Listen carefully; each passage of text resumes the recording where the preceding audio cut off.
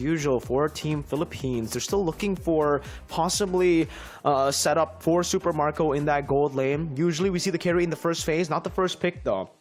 With the Valentina banned out, maybe they want to prioritize a jungler here, but the Arlet's still left open. Maybe the Arlet could just come through. Again, one of the foundations to their drafts, but wow, I completely forgot about the Joy that this time has been left open by Cambodia. Now, usually when you see the Joy open, it has to be a creative choice, right? There is no way they accidentally let this hero go. So I'm really curious to see what Cambodia wants to pull off here to try to stop this Joy from tearing the game up. Is it a Minsathar? Is it a Franco? Is it another locker like a Kufra?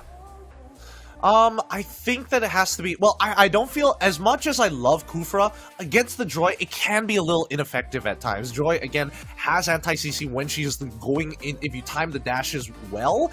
And considering that Philippines is known to have some of the most mechanical players, it may not necessarily be the best case. Answers would probably come into the Franco, which I totally agree, or also a Minsatar, something that we haven't really seen too often just yet. But in the meantime, Cambodia is going to be locking in the Eve, knowing for a fact that Valentina has been banned by them. They should be able to control the space, or at least create a kill zone so that they can push people back with the final slash, or get a clear setup from ATM on this R-Lot. I don't know.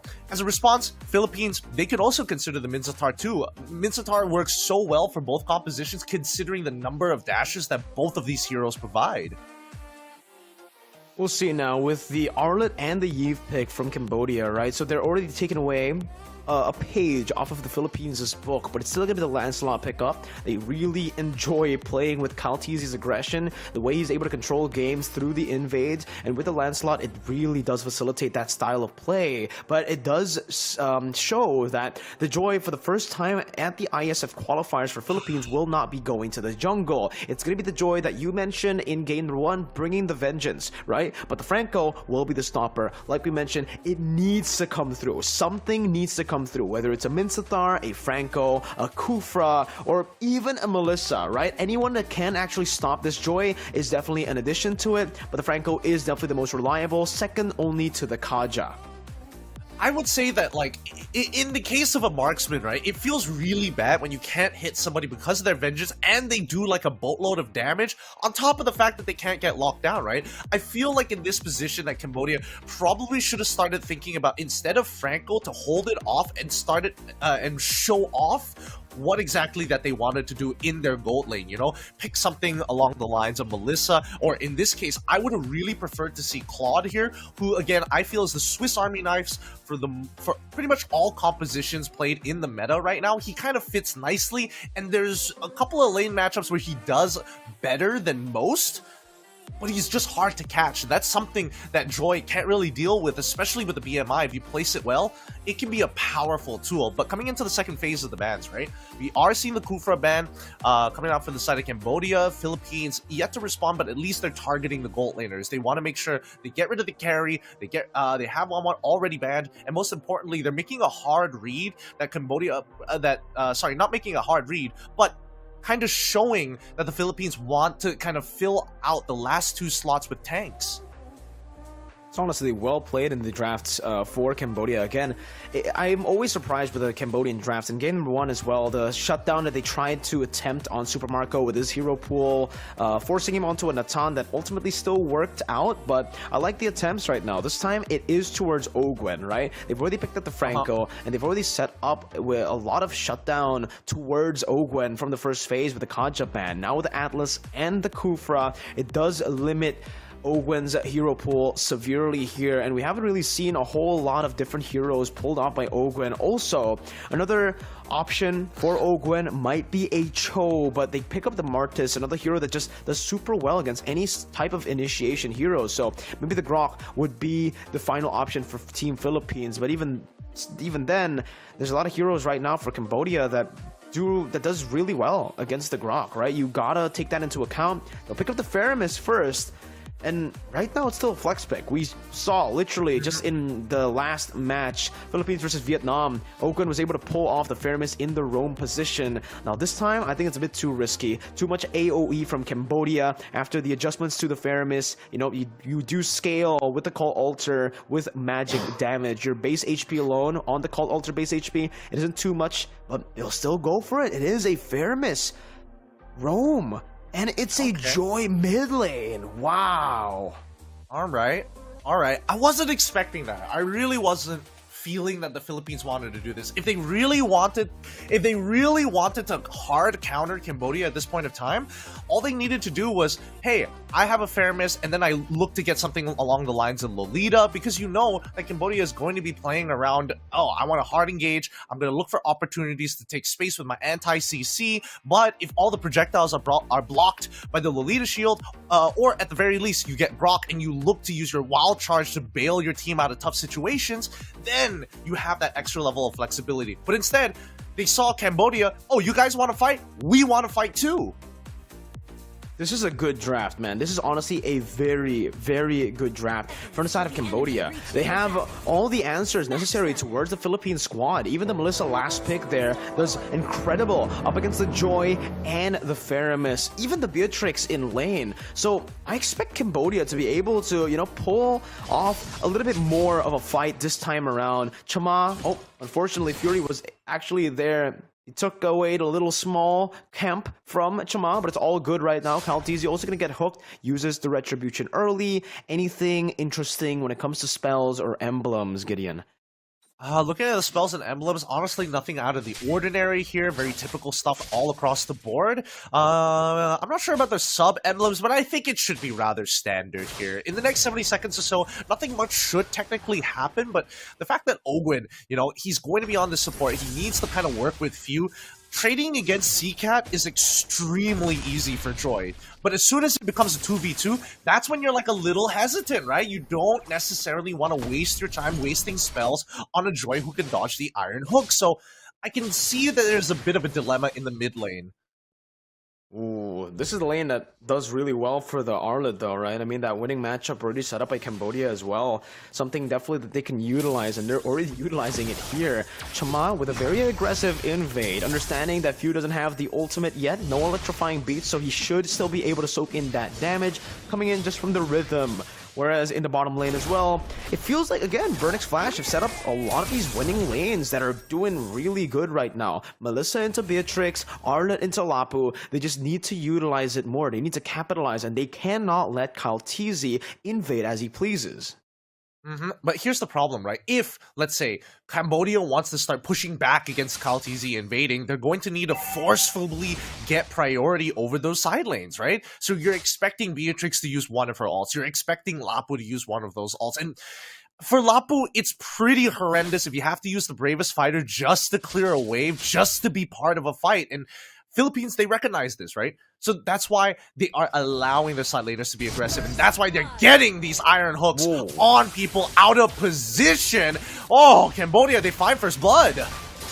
Good targeting there with electrifying beats, but Vengeance comes through. That's a lot of damage placed on, and it's still gonna be Kaltizi who secures the retry. Super Chama able to escape. ATM missing there with the stun. It's gonna be Few who punishes ATM, maybe looking for a kill, but again, it's Kaltizi who wants to push even further, invading the jungle and down below. How do you do it? Super Marco does it again. It's a 1v1, and he doesn't even let Fury pop the Inspire.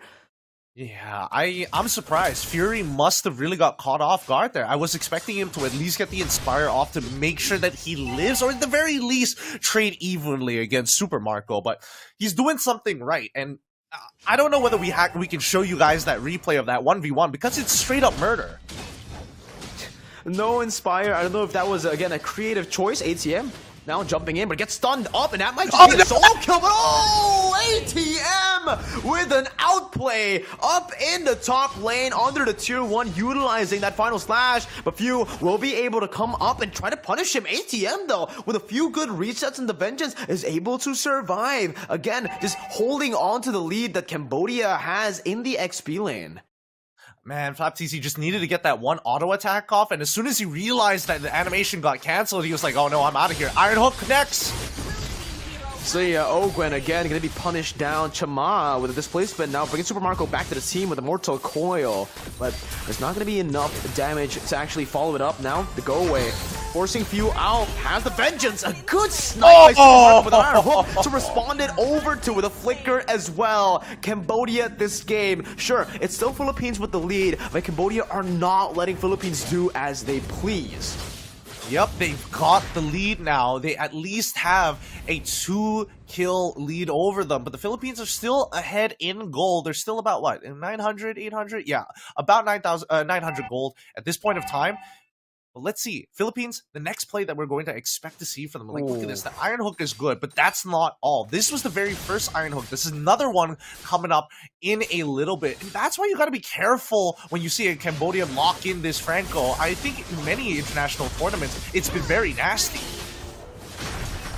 Man, it has really been Super Chama though. Whoa, what happened here? Turtle control held on by Cambodia. CAMBODIA with a miss on that retreat. No! ATM gets pulled back by the Shadow Stampede, only to give an assist over. Ogwen assisting the enemy team to take him down there. And ATM will definitely be happy with that. Jumps in with a final slash as well to clear out the waves. And hey, that's the equalizer that Cambodia were looking for. Now they take a very clean lead over the Philippines. It doesn't mean that the Philippines is out of this just yet. They still do need a little bit of time, especially for Super Marco, right? He's been farming hard, but he doesn't have access to Mystery Shop, so he doesn't get those discounts. He's gonna have to do it the good old-fashioned way, just farming up in the lane and dragging this out for a little bit longer. Here, though, in the XP lane, despite ATM having a 2-kill lead over FlapTZ, it still is FlapTZ who has done more damage to the turret, doing pretty good, actually, as a Lapu against the Arlet. You'd expect the Lapu to be the one bullied here, to have the turret being as low as ATM's, but hey, I'm curious to see what FlapTZ actually built up here. Definitely a steal leg plays, but did he go for the Bloodlust Axe instantly? We'll have to take a look later on. Again, he's just going to be using Bravest Fighter to constantly clear out the waves, trying to go in for the stun as well. ATM needs to respect this Bravest Fighter, and it's still going to be FlapTZ who just clears out the wave, so that's how he's able to escape from a lot of the kill pressure that ATM has. But with that shove, it does give ATM a chance to freeze the wave, but he actually miscalculates a bit there. Wait, what's going on in the mid lane here? It feels like Cambodia was like posturing themselves for a potential ambush, but it didn't seem to be successful, right? But the ambush was coming at a good timing. There's like 7 more seconds until the turtle comes up, and we're seeing that both EXP laners are making their way down bot side. Oh, almost another good Renner's Apathy. Fury able to just read that out. Gold buff taken away by Super Marco. Turtle number 3, Hook only connecting onto the turtle. CAMBODIA 2 levels up. Super Chama looking for that retreat battle, but CAMBODIA jumps in with a Phantom Execution, and even the puncture! He's able to space away from the bloody hunt. Beautiful plays as the Cold Ulcer comes down, giving CAMBODIA another HP bar to play with. FlapTZ with the Bravest Fighter onto Fury, picking up a double kill, as that's Few with the electrifying beats. One more shot on towards Chama, but he will not do it. In the bottom lane, you do see a kill as Few dives in. The turret almost takes him down. CCat noticing it now, trying to punish him down, but he has to be careful because Bren and Team Philippines right now have been able to secure pure control even in Cambodia's jungle. Yep, they've taken all the tier 1 outer turrets right now, and that's huge for them. Now the jungle is getting invaded constantly. Super Marco is having the time of his life right now, despite the 2v1. As long as the Iron Hook is on cooldown, he's going to disrespect that space. Wow. Just wow. CAMBODIA, that was an absolutely phenomenal play. I can't move on, Gideon. The way he was able to just space and bob and weave around the bloody hunt, that's a target auto-lock ability. How do you dodge away from that? That was... on top of that, he got the retry on the turtle. So he wasn't just dodging away, it was simultaneously also putting his focus on that HP bar. Yeah, he is just a different beast, man. It feels like he's playing on a tablet or something because he's getting more, it feels like he has more vision than he should. But I have to admit, after watching him play like that and considering your response, does that make you want to switch back into the jungle role just to play Lancelot? I don't know about that, man, because right now it does seem like ATM is getting in a bit of a pickle. That's a dive, and that's Super Marco with the snipe, unable to connect Few, doing some damage, but ATM is able to utilize to reach that super well. It's an outplay coming in with the rotations as well. The reaction from Cambodia, absolutely massive, and a decimation follows Super Marco through. Calteezy will try to look for a trade down below, but it's still not going to be worth it, definitely. Cambodia with an amazing punish. Yeah, the reaction time was insane, but Calteezy, it's all up to him. If he wants to make this steal, this is your moment. If he does this, if he makes this miracle play happen, Gideon, then yes, I want to be a jungler again. But again, there's just no way he can go for that. If he does, oh man, I don't know what I'd say. Calteezy will just choose to clear out that bottom lane, but Philippines, you can already see a few of these cracks now. A few of their mistakes have been exploited, and Cambodia have done a really good job with the reactive plays, just waiting for the proactive movements from Philippines, waiting for them to overcommit and overextend. I mean, considering what the Raging Slash was doing in the middle of that fight under the tier 2 does bring up a couple of questions. And I think the Philippines were getting comfortable, but not for long. Uh-oh, Gwen. Drop back to the team here, has the call Alter. Able to escape for a bit. Super Chama gonna be baited into the fight as Flapteezy access that frontliner in the front. Still just baiting a few resources, not wanting to fully commit. Philippines understand, and even Cambodia has the Lord here. Dying there would definitely be a disaster. And Fury, the item power play that I was waiting for on that Melissa. A gold staff buy in the 10th minute of the game, and now he's gonna have even more pressure to play with. But Kyle, never standing idly by. He's always doing something, and he's stealing away the purple buff this time around, getting the turret in the bottom lane, and now puncturing out to safety. They're trying to chase him down, but it might just be a reactive play. Super Marco definitely going to be engaged on his Flapteezy, jumps in, Brave is by the back line, but the Bloody Hunt locks you down, and that's the damage to come through. That's two, one roamer, the final slash isolates. Oh, Super Chama as he looks for more. It's still going to be Super Marco kiting away with Renner, just utilizing that range. But Cambodia again, it's the reactive plays over the reactive plays, and it keeps on going.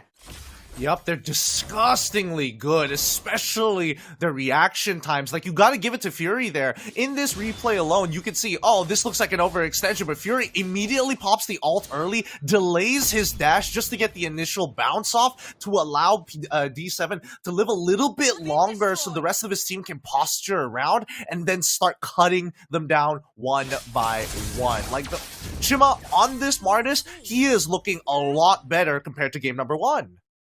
Oh, doing a lot better is definitely an understatement, Gideon, right? He is doing absolute wonders because not only is he playing really well in these team fights, but he's also sometimes out-retrying Calteezy. He's able to keep it head-to-head, you know, a level playing field despite him being 2 levels behind. Chama's looking for that steal once again, but Calteezy will be able to out-retry him this time around with a Phantom Execution as well. But look at the back line! Super Marco got caught in the Bloody Hunt, and it is a chaotic team fight. Definitely benefited by the side of Cambodia. But Few, now with the electrifying beats and the bench, able to jump into the back line with Super Shimon trying to escape with a mortal. The Iron Hook not going to be able to connect. Now Fuse waiting on the cooldowns, dashing in, dashing back again. The final slash, but ATM will fall. The chaotic team fight in the end is worth it for Team Philippines. Oh, I feel so bad for Few. After all that commitment, he still wasn't able to take out Shima for the shutdown, as Shima had a nice sidestep before the dash connected, resulting in no resets and being left out to dry. And now, with this Luna's Lord, well, this regular Lord, Elemental Lord, on the horizon, let's see how they play it out as Flapteezy gets locked down. Flap waiting for the Bravest Fighter now, goes in for the stun, uses the anti-CC part of the ultimate right now. Super Chama gets, well, unfortunately isn't able to get anything done there, just disengages with the help of the cover provided by the team. Conceal by D7. Again, looking for a random pick here. The Philippines Well, again, just back up. They will utilize the Lord to go for another push, another attempt at a siege on Cambodia's base.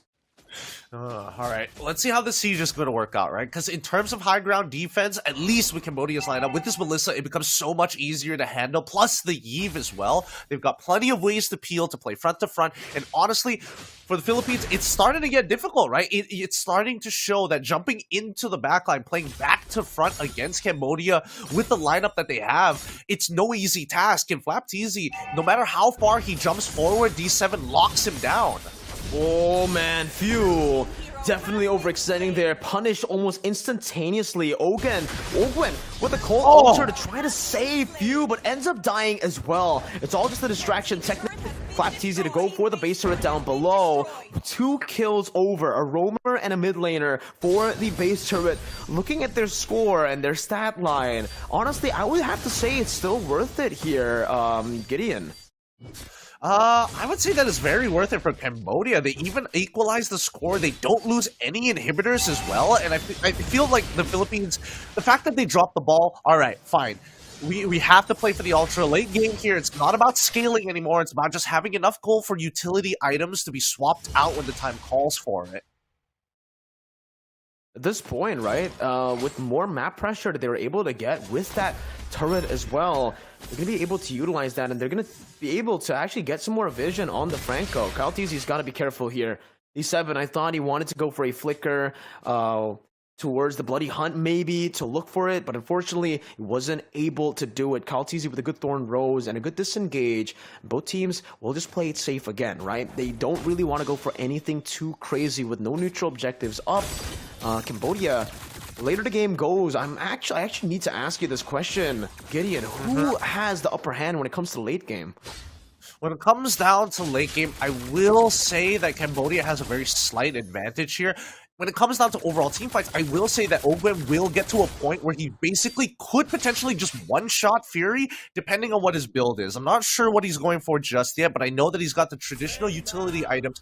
I want to see how he tops off his build. Some people go for damage, other people start thinking, you know what, since this game is going on so long, I might as well just get a Clock of Destinies, like a 4th item as a support, because why not? At this point, even if I try to go for Necklace of Durant, it probably wouldn't matter because the majority of my teammates already have it inbuilt at the very least for the anti-healing. So he could just potentially, I would say, Divine Glaive, best probable answer. Nice final slash to isolate Flapteasy right now. Super Marco is able to free hit in the back line, but the real world manipulation does its work. Look at the back line of Cambodia, though. Right now, they're trying to deal some damage, but it is going to be Ogwen. He gets taken down. One roamer for XP as View is looking for one more hit. He finds it onto Seacat. He gets punished as well, though, and it's a 2-for-2 trade. Both teams having 3 members up, and even their gold laners and their junglers. So both these teams are still very capable of going for a Lord Dance. Yeah, it's not easy, but the fact that they traded evenly does show you that Cambodia, they're building up confidence. They're like, okay, we've recovered. We managed to minimize the bleeding, and yes, our inhibitor is exposed, and that's something that the Philippines can actually abuse, but at the very least, if it boils down to a 5v5, Cambodia has a damn good chance at taking this home. Flap already trying to zone Super Chima away now with Ogwen as well. That's a Shadow Stampede, baiting out the Mortal Coil, and that should do it right there. Unless D7 is able to make a Flicker play onto the Bloody Hunt here, Flapteasy gets it. Flicker Bloody Hunt on towards Ogwen. Only the rover right now as he flickers forward there, gets brought back actually. There's going to be a Renner's Apathy onto D7. Philippines definitely will be happy with a trade. A Lord this time around enhanced only for a roamer. Yep. That's pretty worth it for the side of the Philippines, and especially if any target were to die, it would have to be Ogwen. At least with the Farmer's passive, he can come back up a lot sooner compared to some of his other teammates, depending on the number of stacks he had, which I would say was roughly around 12, 11 around there, considering that he still isn't up instantaneously. With that being said, Cambodia back up to their high ground defense. This should be the rest of their outer turrets, and I think they're strong enough to take down this Lord, no problem. So that should result in at least one other inhibitor cracked open.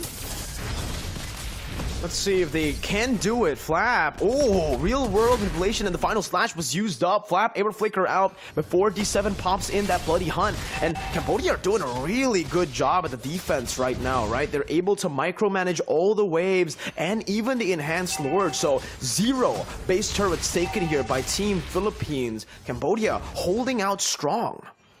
Yeah, I mean, they're airtight right now, and that's good to see from Burnix Flash. I mean, they are the champions of their region. They are going to go to MSC, and considering how they're evening up against the first-seeded team in the MPLPH, Gotta be careful, D7, gun down. Oh, a big pickoff for Philippines. Unfortunately for Cambodia, they're gonna have to fall back now, and they will not have any say into their own jungle for the next 30 seconds. They don't have their frontliner and their main source of vision. Dude, the Cast the Curse is so real. This has happened twice already in the same game. Usually it like paces itself over the best of 5, but in the same game, come on. Hopefully we see that Cambodia. It's because we're online, Gideon. It's the delay. It gets them. Oh, that's true. That's true. That's probably the reason why. But now, the next defense here, let's see whether Cambodia can hold strong. Bravest fighter, now C-Cat, needs to be careful, able to dodge away from the stun, but that's gonna be a final slash onto the back! A beautiful one here by ATM, he jumps back and forth, the Cold Ulcer saves him for a bit, but the Vengeance is popped right before the Bloody Hunt, so it saves View. The Bandit's Rage comes down, Fury is able to pick up 1 kill off, Oakwood flickers back to safety, D7 waiting on that Iron Hook cooldown, having the flicker, ATM gonna be cancelled of his own recall here, and it's still okay for Philippines. Sure, they do lose Flap TZ, but they do get another base turret. More map pressure. Auto minion waves pushing in both side lanes now. Alright, it's very clear that Cambodia has the stronger front to back composition. I mean, looking at this replay, you can see that the Philippines must dive super deep if they want to get anywhere near C-Cat or Fury. But as soon as they do, you can see the entire team of Cambodia push them forward, and ATM with the flicker final slash to put Super Marco out of that fight, it becomes so much easier for Cambodia to pump out damage. Okay, they're utilizing the Magic Sentry really well there, spawning Super Marco out, maybe an attempt at a split push there, but now with 1 member down, D7 with the conceal looking for Super Marco. This could be disastrous right now. Super Marco is all the way in the back. That's a go away, baited out by Few, beautifully played. Kyle Teasy looking for the 50-50 play with Super Chama right now, as Flap Teasy jumps into the Raven Spider once again, buying some time right now as the model placement is going to be on point. Retreat battle, 50-50! It's Kyle Teasy with the steal, and in the top lane, Super Marco, who's now looking for that split push play. Few delaying the recalls, delaying the movement. Super Marco with the maneuvers up top. Doesn't have the flicker, but will be able to come down the base all the way to take the victory for Team Philippines. Match